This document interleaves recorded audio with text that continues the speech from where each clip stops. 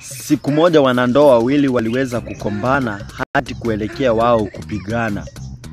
Baada ya vita zao, mwanamke aliweza kuingia katika chumba chake cha kulalia. Baada ya muda kidogo mume wake alimfuata.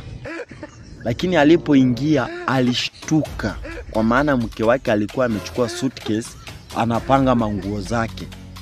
Mume kwa ile hali ya kushangaa akamuuliza, "Mke wangu, unapanga manguo nataka kwenda wapi?" Mke wake kwa hasira akamjibu, "Na mimi naenda nyumbani kwa mama yangu." Mume wake akanyamaza. Kwa muda kidogo mume wake pia akachukua suitcase yake akaanza kupanga manguo zake.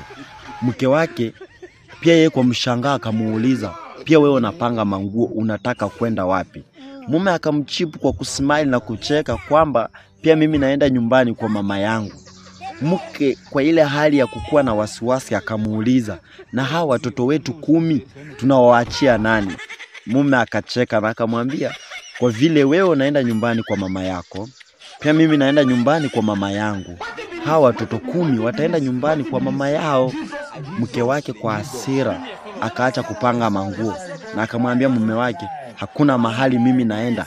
Kama umeamua mimi ndio nitaenda na watoto 10, siendi mahali."